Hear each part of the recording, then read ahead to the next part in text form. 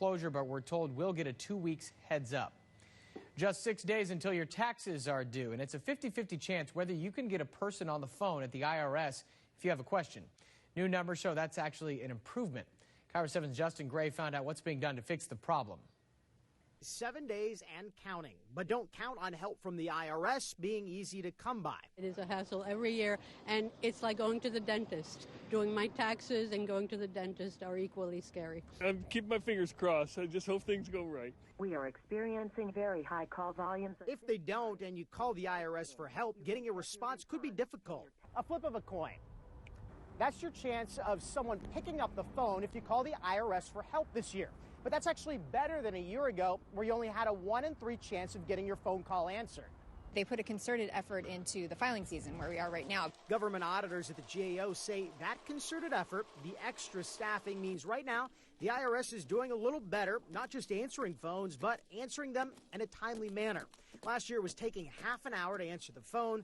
This year it's down to 26 minutes. But in these weeks leading up to the filing deadline, IRS is putting more employees on the phones, and the wait is down to 9 minutes. After all the problems last year, Congress budgeted more money for this filing season. They gave IRS an additional $290 million for this fiscal year, and the bulk of that's gone towards customer service. With the new money, the IRS hired 2,000 additional customer service employees. Reporting in Washington, D.C., Justin Gray, KIRO 7 News. Tax day is typically April 15th, this Friday, but a Washington, D.C. holiday has workers off this year, so the deadline was pushed back to Monday, the 18th. I was honestly waiting for that thing to go boom. 4 people say they were in the right place at the right time to help save 2 strangers. An SUV burst into flames on a highway in Oregon over the weekend. It trapped 2 people and a dog. The men driving by say they didn't hesitate to jump in. I knew that if we didn't get them out of there, we were going to lose them. Minutes before the medics came, ordinary people came to help. This was 2 miracles put in the palm of our hands. Washington County deputies say Saturday night near Banks, Oregon, a man, woman, and a dog were inside this Jeep when it crashed. Oh, very easy to miss. I guess there was just tons of people that just went by. Derek and Todd, who is a deputy, were on their way home with their families when they saw the SUV. The 2 strangers quickly worked together. Dog jumps out. The bigger gentleman behind me gets the dog. I pull her out. The deputy goes around, gets the guy out of the driver's seat. Perfect timing was how they described it. If we would have been through there before or a little bit later, I think the outcome could have been totally different. After everyone was out of the car, Derek says it caught fire. I was honestly waiting for that thing to go boom. The 2 did their part, and emergency crews took over. Just days ago, they didn't know each other. Now they share a special bond. That was awesome what you did. Dude, I just followed your lead, honestly, brother. It was nuts. Oh, couldn't have done it without you. Deputies say the 18-year-old driver was airlifted to the hospital and is now in good condition. He's expected to recover. The woman involved in the crash was also taken to the hospital. It's unclear how badly she was injured. A lot of Mukilteo residents say they received an anonymous postcard opposing plans to build a new mosque. Plans for the Islamic Center of Mukilteo are being reviewed by the city's planning department. According to the Herald, the postcard did not have the name of who sent it. Mukilteo police say they will not investigate. They say the postcard opposing the mosque is within the sender's constitutional rights. Sound Transit approved the final design for the Linwood Link extension. This is what the light rail line will look like. Sound Transit awarded a $73 million contract Monday for the 8.5-mile extension. A trip from downtown Seattle to Linwood would take 28 minutes. The link is expected to be open by 2035. Washington State Ferries wants your input on the new Coleman Dock terminal. The project will replace the aging and seismically vulnerable Coleman Dock in downtown Seattle. It's the state's busiest ferry terminal, serving more than 9 million riders last year. You can check out the designs online or at open houses starting next week. Construction will begin next summer and wrap up by 2022. Seattle University released a sketch for a new dorm for juniors and seniors. This 10-story building is due to break ground along East Madison Street next spring and open in the fall of 2018. It will house about 285 people. No cost estimate yet. The current freshman class at Seattle U is more than 1,000 students, the largest in school history. Emergency expansion joint repair on I-5 in downtown Seattle shut down all northbound lanes on the main line early this morning. Around 2 a.m., crews noticed a popped expansion joint. Welders provided a quick but temporary fix in time for the morning commute. No word when crews will make a permanent fix. A new treatment for brain cancer is giving some patients invaluable extra time with their loved ones. What's inside this cap that's making all the difference? Plus, germs at the gym. A new study turns up a bacteria cesspool. Which piece of equipment is dirtier than your toilet bowl? Let's go, girls! Dozens of baby goats in need of cuddling. Oh, yes. Yeah, they're wearing sweaters, too. Seriously, anything else you need to know to stick around for this story? It's a cute one. So dirty gyms and goats? You got it. I'm in. Hey, we have a little bit of rain on the lens there. In fact, we just had a couple raindrops pop up on your Queen Anne Tower camera. I'm going to show you where the rain is heading, how long it will last, and when we hit 70. That's after the break. Do you or a loved one suffer from high blood pressure? Northwest Clinical Research Center is looking for adult volunteers to evaluate an investigational medication for hypertension. Call 425-453-0404 or online at nwstudies.com. Hi, I'm Dr. Lyle Love. Let me show you the secret to losing up to 1 pound of fat per day. I lost 43 pounds. It was the best thing I've ever done in my life. I've been able to keep that weight off, and I would recommend it to anyone, especially under the doctor's supervision. And I'm wearing trousers now that I haven't been able to get into for 25 years. I'm really happy with the results. No grueling workout routines, just safe, natural, effective weight loss. For a free, no-obligation consultation, call us now. Men and women enjoy the confidence of a flatter stomach with Anderson Sobel. Find out how. Call today for a free consultation. 1-800-THE-FACE or online 800theface.com. Shag's newest community, Celebration Senior Living in Federal Way, is now open and it's leasing up fast. Now is your chance to make new friends, love your surroundings, enjoy fun activities, stay active, and have easy access to everything you need. Your small pets are welcome too. Shag provides affordable apartment homes for active seniors with a modest income, with 26 senior living communities throughout the Puget Sound area, including Celebration Senior Living, now open in Federal Way. Call 888-450-SHAG. From music legend Cyndi Lauper and Broadway's own Harvey Fierstein, the Tony-winning best musical about seizing your destiny and being who you want to be.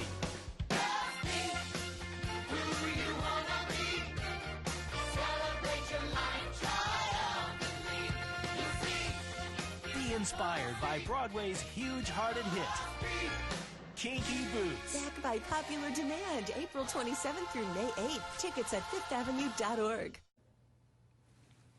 Pickup trucks may not be as rough and tumble as they appear. A new crash test found some of the biggest names put drivers and passengers at risk.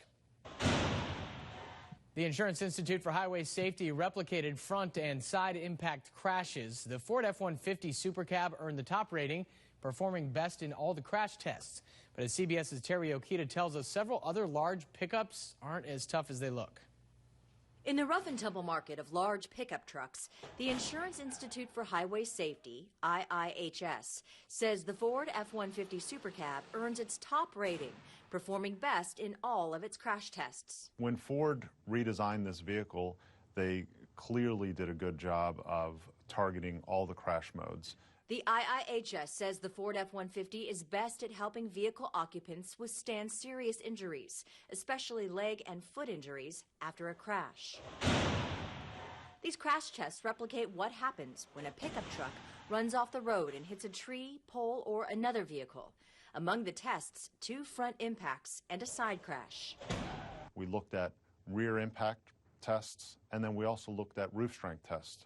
In addition to Ford's top rating, the IIHS says the Chevy Silverado 1500 double cab and the Toyota Tundra double cab each garnered acceptable safety ratings. But both the Dodge Ram 1500 crew cab and quad cab did not fare so well, receiving poor ratings for vehicle structure. The IIHS says the force of the crashes in these 2 models shoved portions of the door hinges, instrument panels, and steering columns towards the occupants. The IIHS does not make recommendations to automakers, but encourages them to redesign their vehicles for ultimate passenger safety.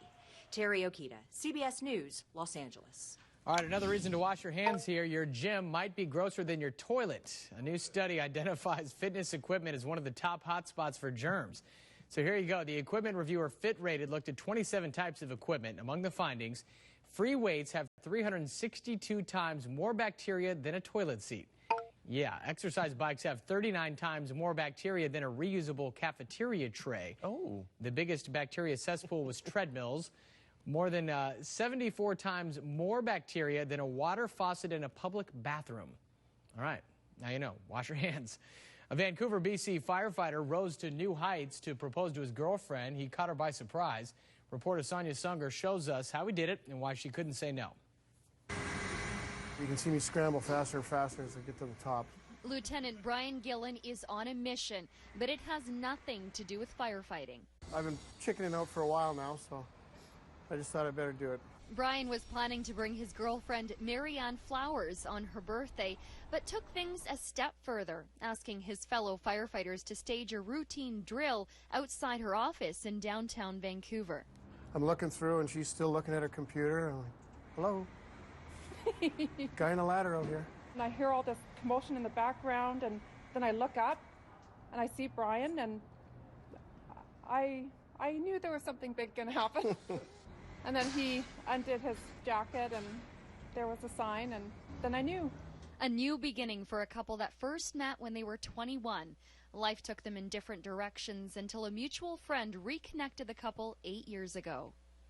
I'm so surprised. Are you? Yes. Finally, face to face, Brian still has to ask the question.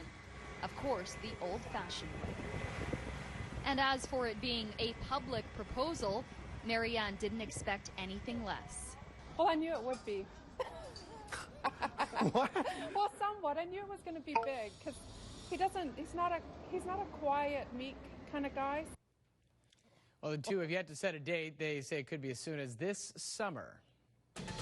I would not have fared well if I had done that. I'm just going to put it out there. Well, yeah, you didn't fare well because when you proposed, your wife found the ring before you had a chance to propose. That's a good point, but she did still say yes.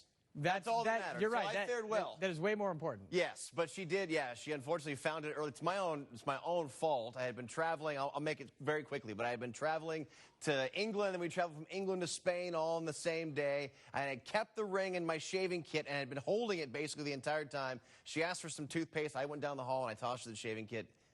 Didn't even think about it. And then she's like, huh, what's this? What is this? Yeah. All right, well, let's go with some clouds outside in downtown Seattle. You can see right now that you have temps in the mid-50s. We've actually gone down a degree. So far, your high for the day is about 56.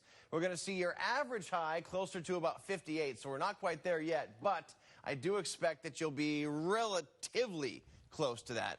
Now, wind, about 20 miles an hour in Whidbey, 16 for Everett, 14 for Olympia.